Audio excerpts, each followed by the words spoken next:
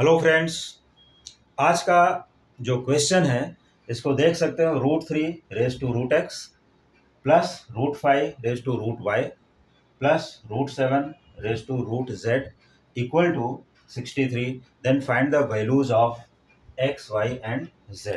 तो हमें यहाँ x, y, z के वैल्यूज फाइंड करने हैं और हमारा इक्वेशन है √3 raise to √x plus √5 raise to √y plus √7 raise to √z equal to 63।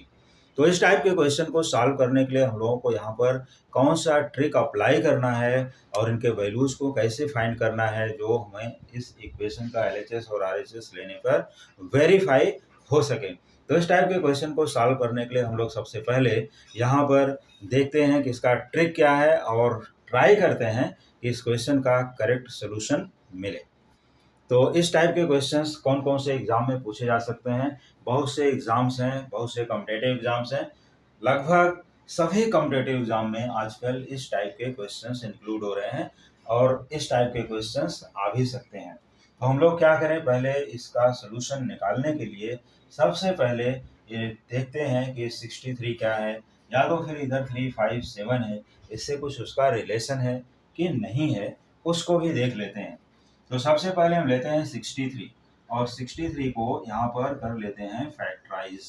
ये 63 है, देखिए 3 से कट होगा, 3 2 जा 6, 3 1 जा, और फिर से यहाँ पर आता है 3, 3 7 जा 21, और फिर से यहाँ पर आता है 7 1।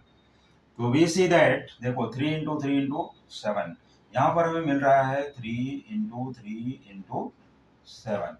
तो 3 और 7 ये रिलेटेड हैं √3 और √7 से, मतलब 3 और 7 दो ही मिला हमें, लेकिन हमें 5 का इसमें नामो निशान तक नहीं आया, 5 नहीं मिल रहा है। तो अगर 5 नहीं है तो हम लोग इसको क्या करें, कैसे सॉल्व करेंगे कि यहाँ पर हमें 5 ही मिलना चाहिए। तो इस केस में देखिए यहाँ पर क्या लिखा है, सम, मतलब प्लस लिखा है, यहाँ भी प्लस लिखा है। हमें ये जो नंबर मिली है ये मल्टीप्लिकेशन के फॉर्म में मिली है, प्लस के फॉर्म में नहीं है। देखो 3 इंटू 3 9, 9 इंटू 7 हो गया 63, ये मल्टीप्लिकेशन के फॉर्म में है। और हमें जो फैक्टर चाहिए वो प्लस के फॉर्म में चाहिए।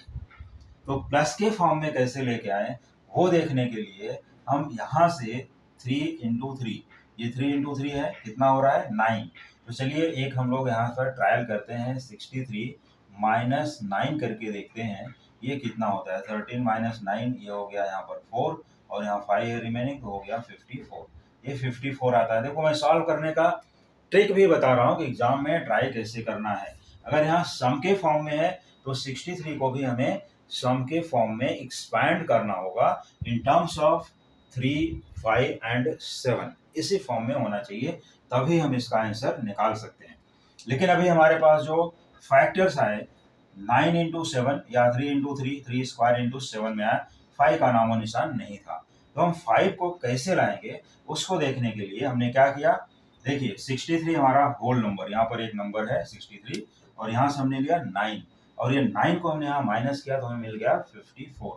तो चलिए मान लेते हैं कि इसमें जो 63 है इसके पास एक, यहीं से अगर हम सोल्यूशन भी चालू कर लें तो ये हो गया हमारा 9 प्लस समथिंग, 9 प्लस क्या आने वाला है जिसे हमें 5 और 7 के फॉर्म में लिख सकें उसको। तो ये है 54। चलिए इसमें से एक ऐसा नंबर निकालते हैं जो 5 से रिलेटेड हो या 7 से रिलेटेड हो। तो सपोज करो अगर हमने यहाँ से 54 माइनस 5 कर दिया, अगर हमने 54 माइनस 5 कर दिया, 5 निकाल लिया, तो 14 माइनस 5 कितना होता है यहाँ पर 9, और यहाँ पर बच जाता है 4, एक ये टर्म आ गया। सपोज कर लो हमने ऐसे ही ट्रायल कर लिया 54 माइनस 5, तो हमें मिलता है 49, और ये 49 एग्जिस्ट करता है किसकी तरफ, स्क्वायर ऑफ 7 है। जो 49 है वो क्या है, स्क्वायर ऑफ 7 है। और ये टर्म यहाँ पर मिल रहा है 5 के फॉर्म में, ये 5 है, ये 7 स्क्वायर है, और यहाँ पर है 9। तो पहले हम चेक करके देख लें कि what is the value of 9, यहीं पर चेक कर लेते हैं छोटा सा। 9 प्लस यहाँ पर है 5 और प्लस ये 7 स्क्वायर है, या 49 को ले सकते हैं। 49 क्या है, तीनों मिला करके 63 हो रहे हैं। देखिए 9 प्लस 5 14, और 14 को यहाँ पर ऐड करोगे तो ये मिल जाएगा 63। इस तरह से हम लोग इसका फैक्टर ढूंढने में सफल हो गए और हमें यहाँ पर 9 प्लस 5 प्लस 49, ये देखिए 3 फॉर्म में ब्रेक हो गया है, 9 प्लस 5 प्लस दिस। अगर मान लो किसी ने ऐसा ट्राई किया, सपोज हमने बोला कि इसमें से परफेक्ट स्क्वायर ढूंढना है, तो परफेक्ट स्क्वायर तो इसमें से 36 भी है, 25 है। मान लो अगर हम 54 को 25 माइनस कर लेते, क्योंकि ये भी तो परफेक्ट स्क्वायर इसके अंदर है एक नंबर, तो 14 माइनस 5 कितना होता है 9, और यहाँ पर बच जाता है 4, 4 माइनस 2, देखिए 29। तो 29 इज अ प्राइम नंबर, 29 क्या प्राइम नंबर, जिसका 7 से कोई रिलेशन नहीं फिट बैठेगा। अगर इसमें से हमने 7 निकाला भी तो जो रिमेनिंग नंबर आएगी वो अदर में एडजस्ट नहीं होगी। इन केस किसी ने, तो हमें दूसरा ट्रायल करना पड़ेगा। अगर सपोज कर लो किसी ने ऐसा ले लिया कि 54 में से हमने यहाँ पर कोई दूसरा नंबर, 36 भी तो परफेक्ट स्क्वायर है, लेकिन 36 देखो 6 से रिलेटेड है, तो उसको हम लोग 14 माइनस 6 यहाँ पर हो जाएगा 8, और 4 माइनस 3 1, 18। तो 18 का भी 7 से दूर दूर तक नाता नहीं है। 63 के हमारे पास नंबर है 54, और 54 में और ऐसी कौन सी नंबर है, मान लो हमें 7 ही माइनस कर लेते थे। अगर हमने 54 में सिर्फ 7 माइनस किया तो क्या होता, 14 माइनस 7 7, और यहाँ 4, 47। ये भी प्राइम नंबर है, तो जिसका रिलेशन 5 से नहीं फिट बैठता है। मान लो हमने यहाँ 7 निकाल लिया अलग से, लेकिन जो 47 आया उसका रिलेशन 5 से नहीं बैठ रहा है। तो इस तरह से ये टाइप का क्वेश्चन सॉल्व करने का जो आइडिया है, हम लोग इस तरह से उसको ट्राई कर सकते हैं। तो हमने ट्रायल एंड एरर, या इसको जस्ट बाय इंस्पेक्शन मेथड में हमने ट्राई किया।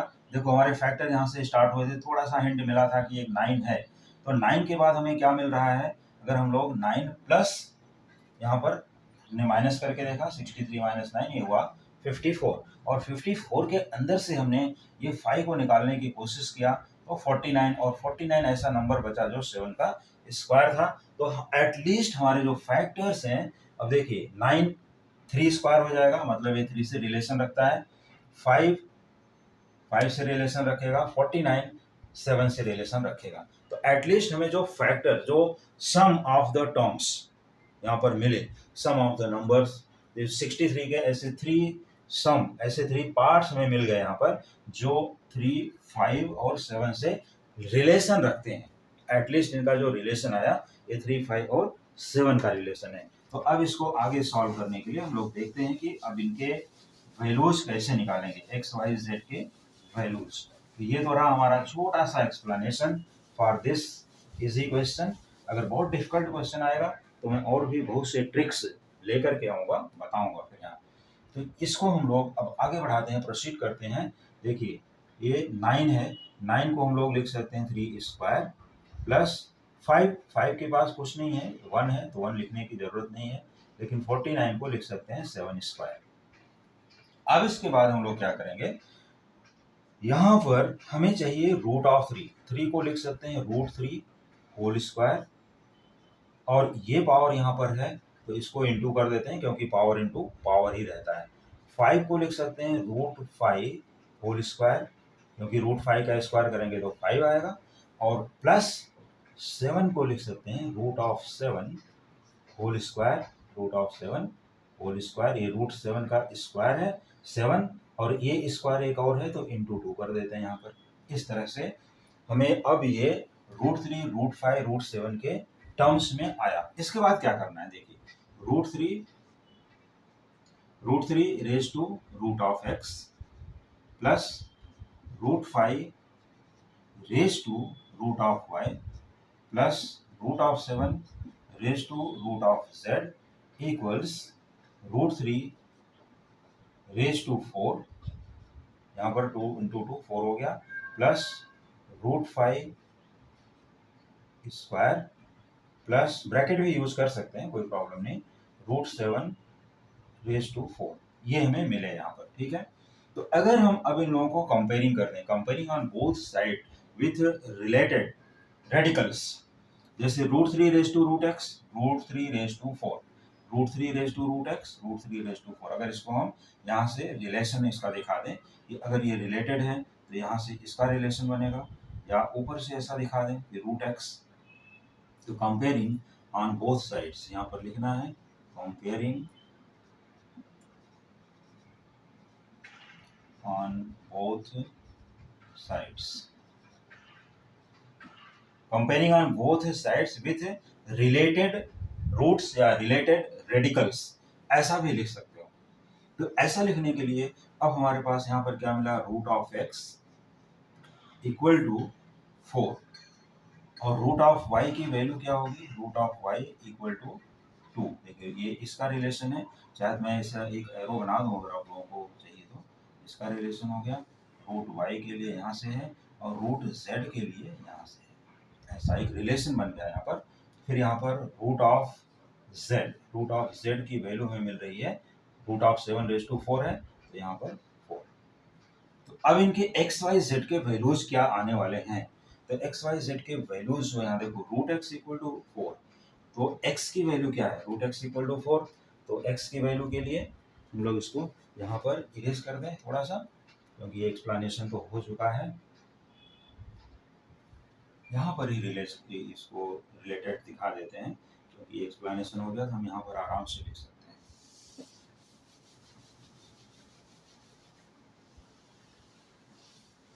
तो इस तरह से दोस्तों लगभग इक्वेशन भी सॉल्व होने के करीब हो चुका है।